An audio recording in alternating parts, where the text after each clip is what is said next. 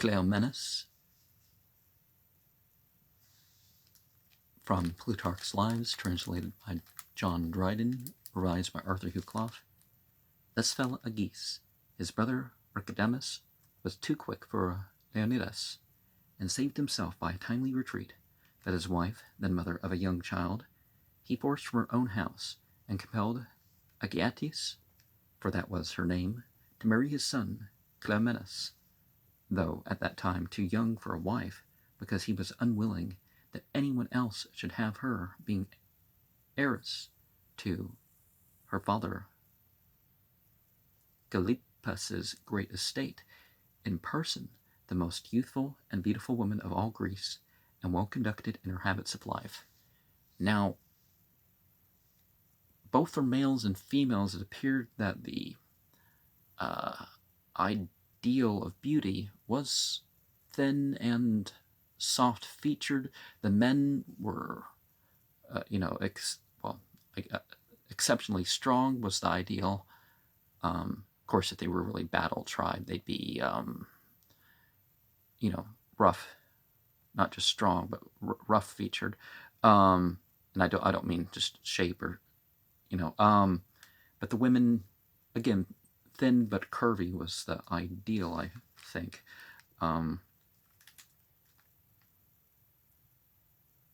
I'm sure there was variation of who actually thought who was the most beautiful, and not just the lie that people tell each other, which, we don't have to do that. And therefore, they say, she did all she could that she might not be compelled to this new marriage, but being thus united to Cleomenes, she indeed hated Leonidas, but to the youth showed herself a kind and obliging wife.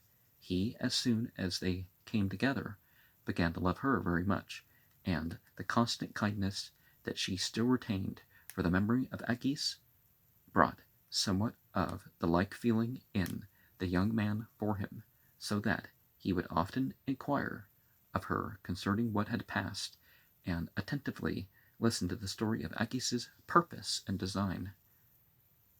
Now Cleomenes had a generous and great soul. He was as temperate and moderate in his pleasures as Agis, but not so scrupulous, circumspect, and gentle. There was something of heat and passion always goading him on, and an impetuosity and violence in his eagerness to pursue anything which he thought good and just. To have men obey him of their own free will, he conceived to be the best discipline, but likewise to subdue resistance and force them to the better course was in his opinion commendable and brave. This disposition made him dislike the management of the city. The citizens lay dissolved in supine idleness and pleasures. The king let everything take its own way, thankful if nobody gave him any disturbance, nor called him away from the enjoyment of his wealth and luxury. The public interest was neglected, and each man intent upon his private gain. It was dangerous.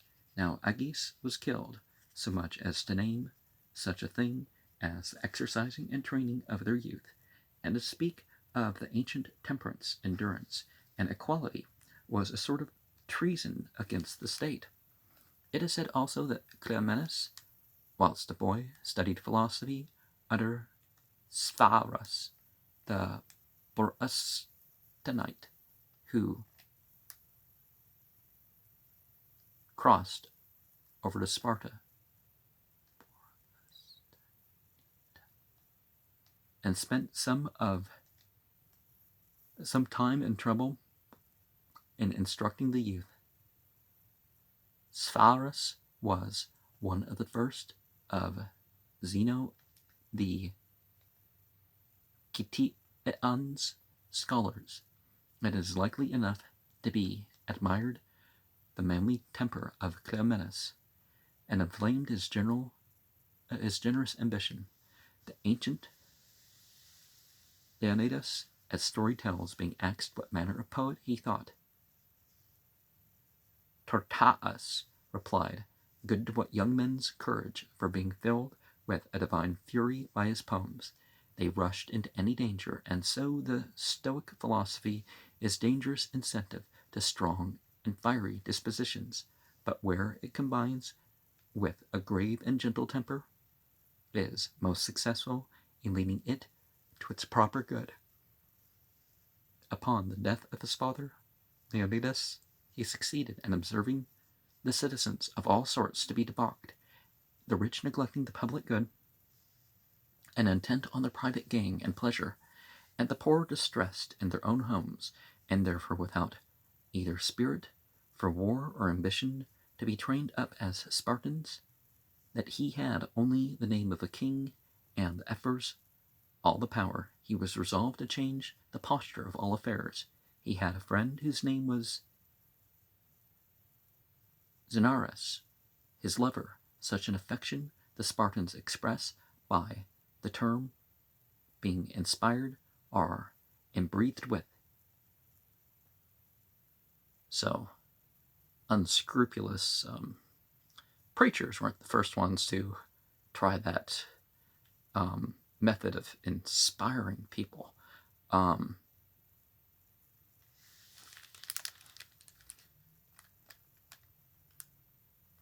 not saying it's right. I'm just saying, it's something that they've.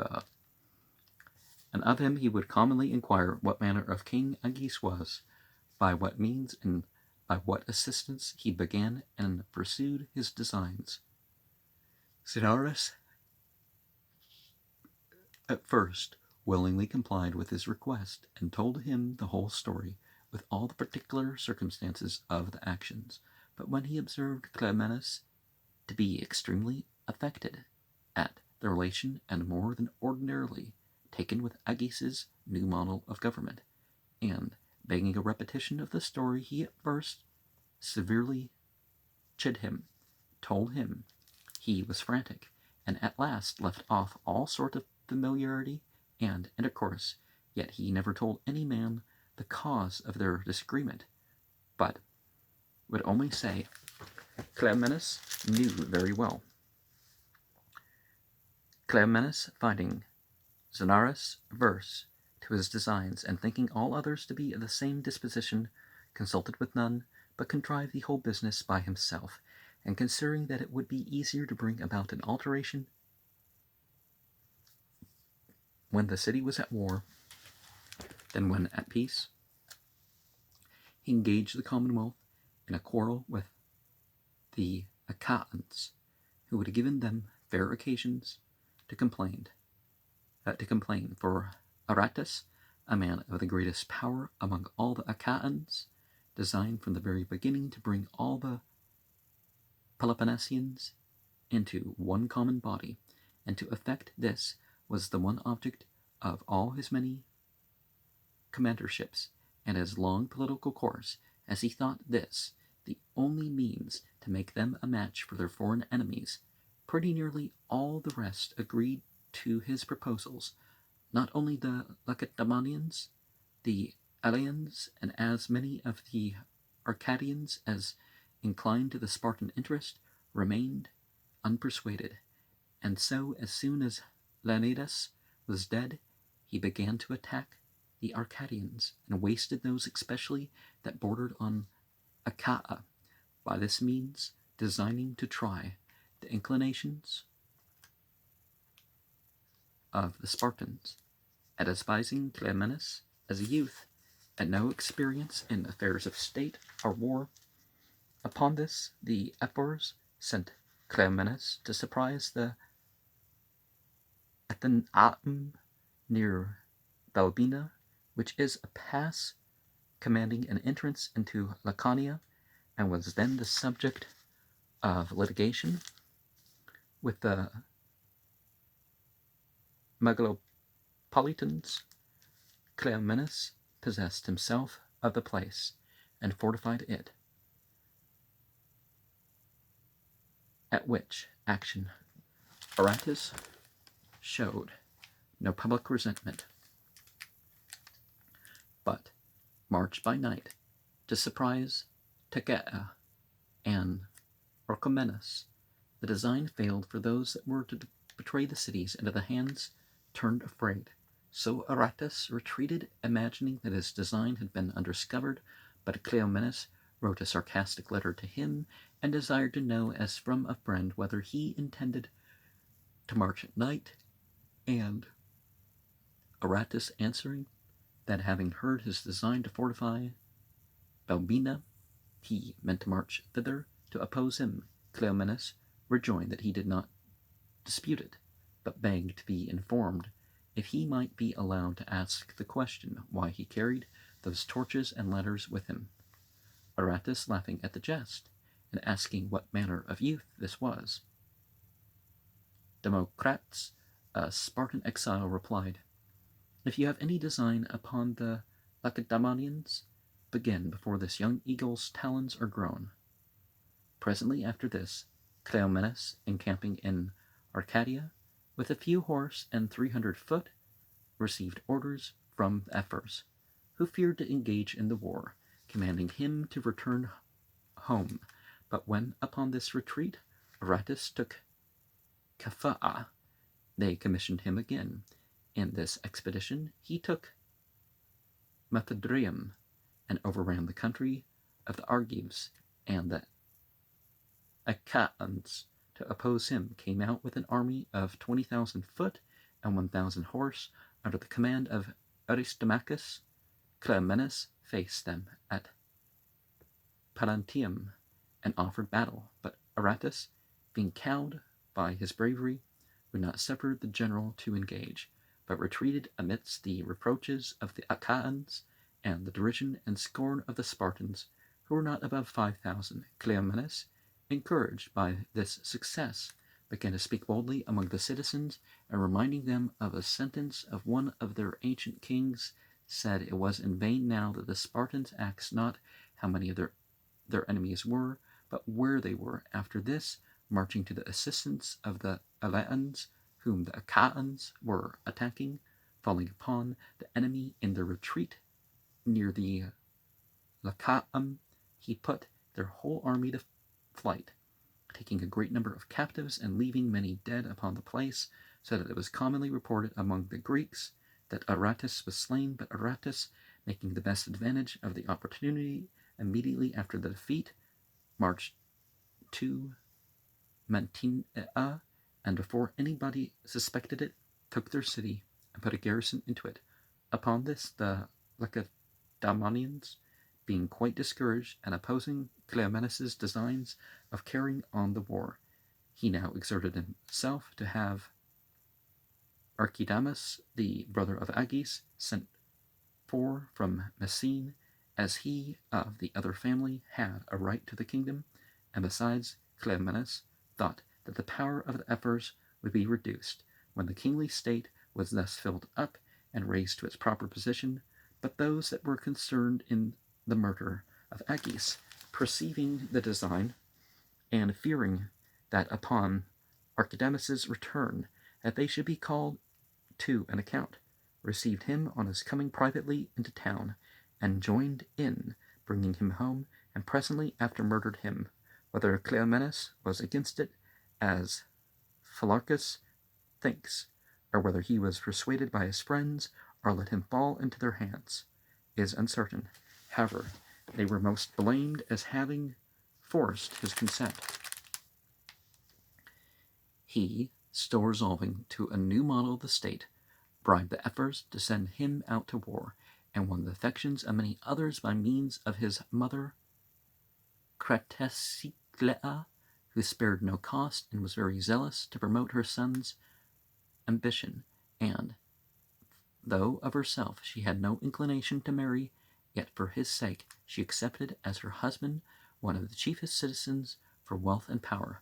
Cleomenes, marching forth with the army now under his command, took Leuctra, a place belonging to Megalopolis.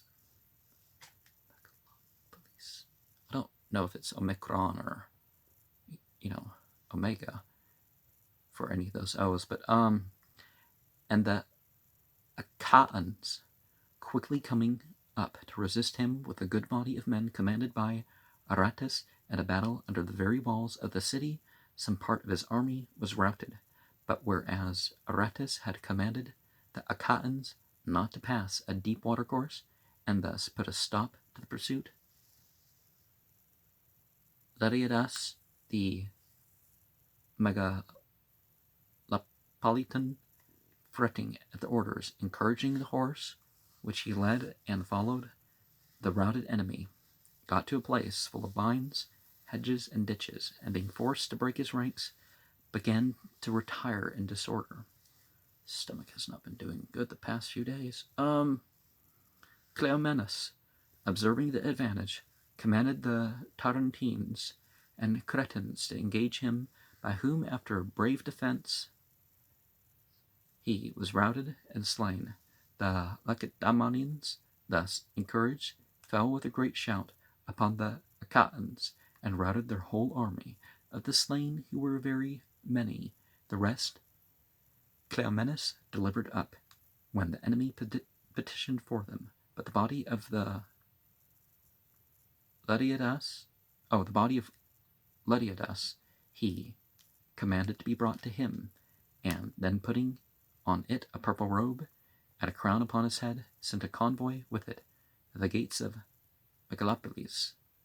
Now, I know people have their choice, but the grave goods is like, even if you were the body, it's not like the body's going to use the fancy clothes and stuff that's going to rot or get dirty. I guess the gold crown and jewels aren't going to go away, but, this is that. Leonidas, who resigned his power as tyrant, restored liberty to the citizens, and joined the city to the Achaean interest. Cleomenes, being very much elated by this success, and persuaded that if matters were wholly at his disposal, he should soon be too hard for the Achaeans, persuaded Megistonus, his mother's husband, that it was expedient for the state to shake off the power of the Ephors, and to put all their wealth into one common stock for the whole body. Thus Sparta, being restored to its old equality, might aspire again to the command of all Greece. Megistonus liked the design, and engaged 2 or 3 more of his friends. About that time, one of the Ephors, sleeping in Pasiphae's temple, dreamt a very surprising dream. And it does make a difference when you sleep in a temple room like this, or you sleep in a public temple or something like that, so it's even more powerful. Don't break the law to do that, by the way, but for he thought he saw the 4 chairs removed out of the place where the Ephors used to sit and do the business of their office, and one only sat there. And whilst he wondered, he heard a voice out of the temple saying, "This is best for Sparta." The person telling Cleomenes this dream, he was a little troubled at first, fearing that he used this as a trick to sift him upon some suspicion of his design. But when he was satisfied that the relator spoke truth, he took heart again, and carrying with him those whom he thought would be most against his project, he took Hera'a and Alsa'a, 2 towns in league with the Achaeans, furnished Cleomenes with provisions, encamped before Mantinea, and with long marches up and down, so harassed the Lacedaemonians that many of them, at their own request, were left behind in Arcadia, while he, with mercenaries, went on towards Sparta, and by the way communicated his design to those whom he thought fitted for his purpose, and marched slowly, that he might catch the Ephors at supper. When he was come near the city, he sent Euryclides to the public table, where the Ephors supped, under the pretense of carrying some message from him from the army. Theracion, Phoebus, and 2 of those who had been bred up with Cleomenes, whom they call Mathacus, followed with a few soldiers, and whilst Euryclides was delivering his message to the Ephors, They ran upon them with their drawn swords and slew them. The first of them, Agelaus, on receiving the blow, fell and lay as dead, but in a little time, quietly raising himself and drawing himself out of the room, he crept, without being discovered, into a little building which was dedicated to Fear. They worshipped an entity called Fear, and which always used to be shut, but then by chance was opened, and being got in, he shut the door and lay close. The other 4 were killed, and above 10 more that came to their assistance. To those that were quiet they did no harm, stopped none that fled from the city, and spared Agelaus when he came out of the temple the next day. The Lacedaemonians have not only sacred places dedicated to fear, but also to death, laughter, and the like passions. Now they worship fear, not as they do supernatural powers which they dread, esteeming it hurtful, but thinking their validity is chiefly kept up by fear. Therefore the Ephors, Aristotle is my author, when they entered upon their government, made proclamation to the people that they should shave their mustaches and be obedient to the laws, that the laws might not be hard upon them, making, I suppose, this trivial injunction to accustom their youth to obedience even in the smallest matters. And the ancients, I think, did not imagine bravery to be plain fearlessness, but a cautious fear of blame and disgrace. Yeah, it's good to distinguish between reckless abandon and, for those that show most timidity towards the laws are most bold against their enemies, and those are least afraid of any danger who are most afraid of a just reproach. Therefore, it was well said that a reverence still attends on fear, and by Homer, feared you shall be, dear father, and revered, and again, in silence fearing those that bore the sway.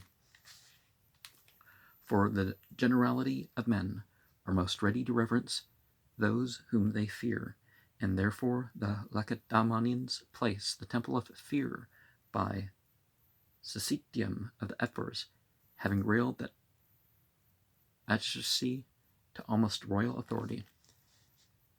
The doctrine of Tawheed is something that you see in individuals before Muhammad, and people would question, what, you're making all the gods one, or one God instead of the group towards the same thing? This is a strange thing you're saying. Well, it's obviously been said again and again and again. But of course, also they didn't limit the whole thing with the personifications. The next day, Cleomenes proscribed 80 of the citizens whom he thought necessary to banish, and removed all the seats of the Ephors except one, in which he himself designed to sit and give audience. And calling the citizens together, he made an apology for his proceedings, saying that by Lycurgus the council of elders was joined to the king's, and that the model of government had continued a long time, and no other sort of magistrates had been wanted. But afterwards, in the long war with the Messenians, when the king, having to command the army, found no time to administer justice, they chose some of their friends, and had left them to determine the suits of the citizens in their stead.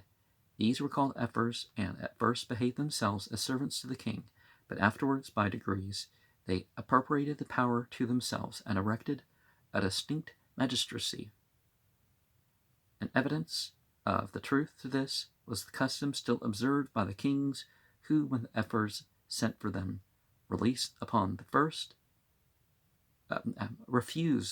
first and the second summons to go, but upon the third rise up and attend them. And Asteropus, the first that raised the Ephors to that height of power, lived a great many years after their institution. So long, therefore, he continued, as they contained themselves within their own proper sphere, it had been better to bear with them than to make a disturbance, but that an upstart introduced power should so far subvert the ancient forms of government and to banish some kings, rumbling the tumbly here, murder others without hearing their defense, and threaten those who desired to see the best and most divine constitution restored in Sparta, was not to be borne. Therefore, if it had been possible for him without bloodshed to free Lacedaemon from those foreign plagues, luxury, sumptuosity, debts, and usury. See, that's what we need to do, rather than not have the government do stuff that they should do, or increase taxes, get rid of the usury and stuff. And from those yet more ancient evils, poverty and riches, should have thought himself the happiest king in the world to have succeeded, like an expert physician, in curing the diseases of his country without pain. But now, in this necessity, Lycurgus's example favored his proceedings, who being neither king nor magistrate, but a private man, and aiming at the kingdom, came armed into the marketplace, so that King Charillus fled in alarm to the altar. He, being a good man and a lover of his country, readily concurred in Lycurgus's designs, and admitted the revolution in the state. But by his own actions Lycurgus had nevertheless borne witness that it was difficult to change the government without force and fear, in the use of which he himself said had been so moderate as to do no more than put out of the way those who opposed themselves to Sparta's happiness and safety. For the rest of the nation, he told them the whole land was now their common property. Debtors should be cleared of their debts, and examination made of those who were not citizens. Yeah, if the banks are getting paid, why not absolve the debts as part of it, that the bravest men might thus be made free of Spartans and give aid in arms to save the city. Well, that's what happened in my country. I'm not talking about there, but that the bravest men might be free Spartans and give aid in arms to save the city, and we, he said, may no longer see Laconia for want of men to defend it, wasted by the Attalians and Illyrians. Then he himself burst, with his stepfather, Megastonus, and his friends, gave up all their wealth, right here, into a public stock, and all the other citizens followed the example. The land was divided. Every one that had banished had a share assigned him, and he promised to restore all as soon as things were settled and in quiet. And completing the number of citizens out of the best and most promising of the country people, he raised a body of 4,000 men, and instead of a spear, taught them